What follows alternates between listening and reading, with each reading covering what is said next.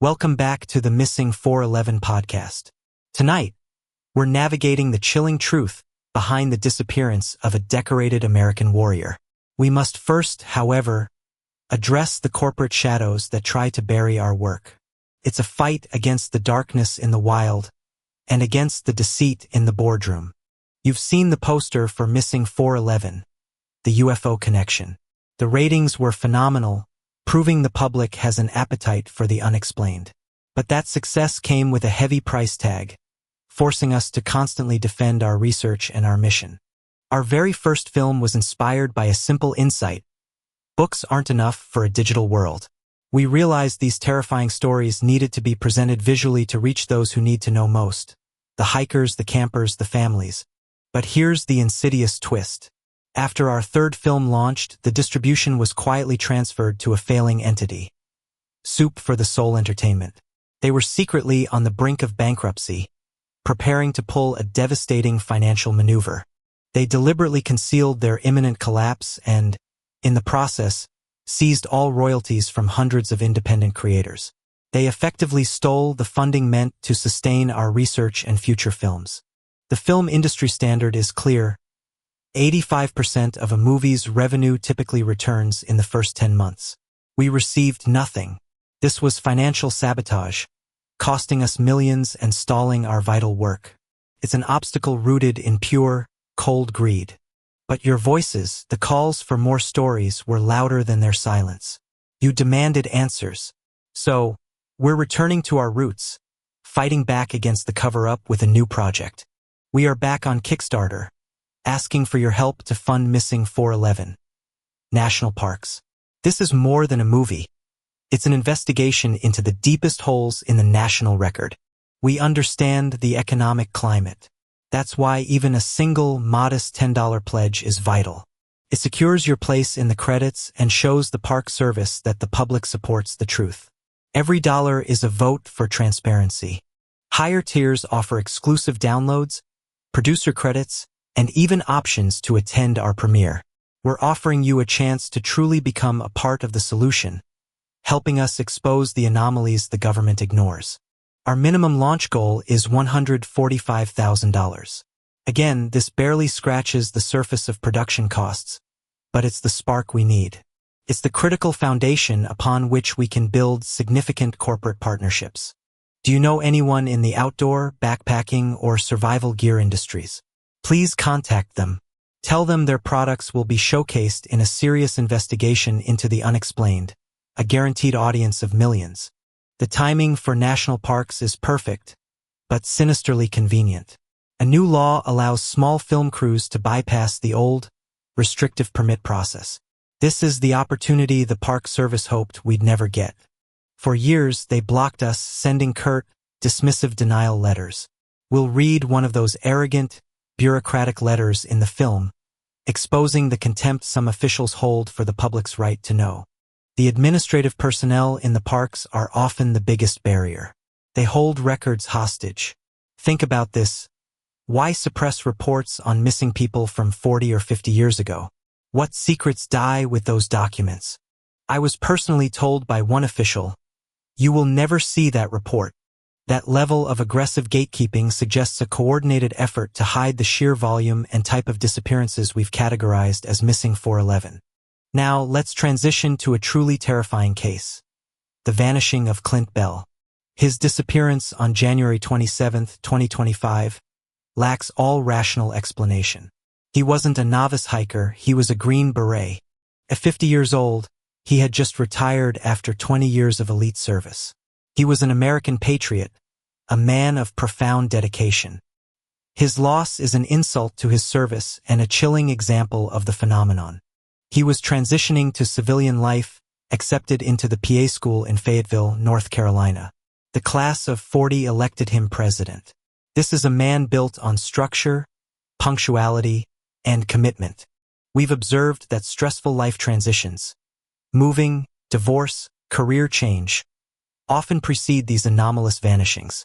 Clint's emotional landscape was complex, as he spent his holiday break not with his wife, but with family in Texas. His residence was frighteningly isolated. Down a heavily wooded, dark road, sitting uncomfortably close to the Cape Fear River. We've repeatedly documented the danger inherent in these triple combination locations: woods, water, and isolation. On that final day, January 27th, Clint maintained his rigid schedule. A workout, followed by 2 hours of studying for exams at the university. He was focused. He was on track. Then, the moment of absolute cessation. He arrived home, placed his keys and wallet on the kitchen counter, and vanished. His vehicle remained silently in the driveway. The stage was set for an immediate return, but he never did. The keys and wallet are the classic missing 411 calling card. No one planning to leave permanently, or even temporarily, walks away from their modern essentials. This suggests an interruption, a sudden, violent displacement. Ask yourself this: if you were planning to run away, would you leave your means of identification and transportation behind? It simply defies human logic. It defies even military logic. The next day, he missed class. By January 29th, the school, knowing his character, demanded a welfare check from the sheriff's office. Their immediate suspicion tells you everything about Clint Bell's reliability. Here's the first shocking red flag. The wife reportedly only contacted Clint's sister, who lives in a separate state, via Facebook Messenger to ask if he'd been heard from. Why such a bizarre, indirect method for an urgent crisis?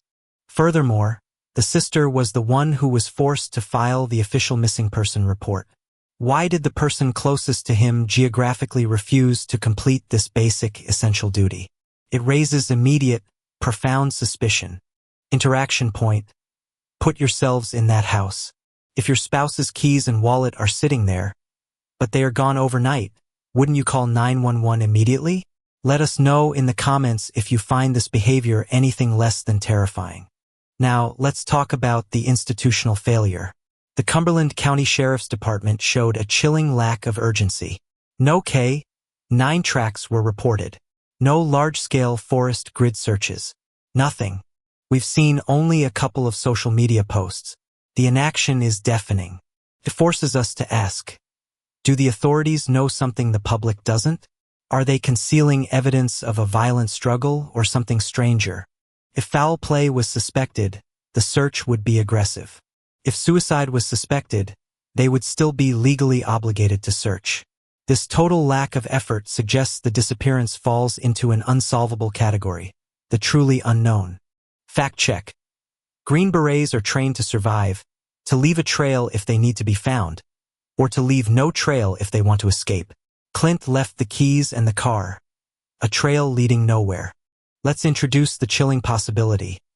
Clint Bell walked out and was instantly intercepted by a dimensional rift, a temporary tear in the fabric of reality, drawn to the powerful energy of the nearby river and isolated woods. These rifts leave no scent, no footprint, no struggle, just an absolute vacuum. This explains why law enforcement, operating within the boundaries of physical reality, can find absolutely nothing. Clint wasn't lost. He was removed. This is why the missing 411 cases are so persistent. The victims are not just missing. They are simply not here anymore. They've crossed a boundary we don't understand, and they've been taken by something unseen. Let's consider an added layer of dread. What if Clint returned home and interrupted an unknown entity, a cryptid or something alien, that was temporarily crossing through? What if a brief struggle occurred outside the camera's view? Imagine the horror. A 20-year veteran, trained for every contingency, facing an opponent that doesn't obey the laws of physics. The sheer terror of realizing your training is useless against a dimensional rift is unimaginable. Clint's final action was placing his keys down. Perhaps he heard a noise, an unnatural rustling in the dense woods. He stepped outside, expecting a raccoon or a trespasser, and met something that belongs to a different universe. We've hypothesized that certain geological or magnetic fields draw these rifts. The combination of dense forest and the Cape Fear River creates a volatile energy signature, a perfect staging ground for a time travel mystery or instantaneous abduction. This theory is backed by ancient lore. Remember the berry pickers? We documented these cases where individuals see tiny beings or UFOs while gathering wild fruit near secluded rock formations. It's a recurring, strange pattern. Vallee's research points to these small figures, often seen near dense brush or thickets, just like the woods around Clint's home. These aren't just fairy tales. These are possible historical sightings of creatures that operate outside our dimension. Think about the terrifying report of the woman encountering the 3-foot-tall figure in the translucent plastic suit while picking blackberries. It was an absolute duplication of a fairy tale, but described with modern UFO terminology. These beings, these forces, they seem to inhabit the same geographic zones as our missing 411 clusters. They lurk in the same mountains, near the same remote boulder fields. The dots, however frightening, connect. The Native American legends of the Mooney people, a strange, pale race who could not see in the daylight. These are classic descriptions of humanoid cryptids or entities avoiding our sun, existing in parallel spaces. The reports place them in the Tennessee mountains, where Bigfoot sightings and strange magnetic anomalies are also prevalent. These aren't just isolated events. They are symptoms of a larger, systemic problem in the wilderness. Interaction point. Have you ever experienced an unnerving silence, a strange feeling of dread or being watched in an isolated area? Share your story. We want to hear the anomalies that defy rational explanation. We must conclude that Clint Bell's disappearance is a textbook case of a removal event. The absolute silence, the essential items left behind, the institutional indifference. It all points toward an overwhelming external force. His 20 years of Green Beret training, designed to face human threats, provided no defense against the sudden, cold reality of a dimensional rift. His skills were irrelevant to the force that took him. The terrifying takeaway is this: if a man with Clint Bell's discipline can vanish without a trace from his own doorstep, then none of us are truly safe in the isolated parts of our country. The danger is absolute. We believe the Park Service's continued suppression of old reports is an attempt to manage public fear. They don't want you to know that the number of unexplainable missing 411 cases is exponentially higher than publicly admitted. They fear the truth, that these disappearances are not accidents, but evidence of a recurring, hostile phenomenon operating within our borders, immune to our search parties and our laws. Hypothetical dread. Imagine a moment where the atmosphere around Clint's house suddenly changed. The air felt heavy, the sound of the nearby river stopped, and a visible shimmer appeared at the edge of the woods. Then silence. This is what we investigate in Missing 411 National Parks. We are going into the field, documenting the locations, and confronting the bureaucracy head-on with evidence they refuse to acknowledge. We need your help to raise that $145,000 minimum. It's the difference between continuing the investigation and letting the shadows win. Every contribution is a defiant stand against the systemic cover-up. Go to Kickstarter, search for Missing 411 National Parks. If you cannot contribute financially, please share the link. Social media amplification is a powerful weapon against institutional silence. This is not just about Clint Bell. This is about every child, every hiker, every soldier who has vanished inexplicably. Their stories deserve to be told, and their fate deserves to be investigated. We must continue the work. The data points, the geographic clusters, the lack of tracks, they all scream a common story that transcends human accident. We are committed to putting that evidence on screen. We thank you for listening, for believing, and for supporting the necessary fight against the unknown. We will not be silenced by financial threats or bureaucratic stonewalling. Be aware of your surroundings. Be vigilant in the wild. Remember that a simple act of kindness costs you nothing. Be kind. And until next time, stay safe and question everything.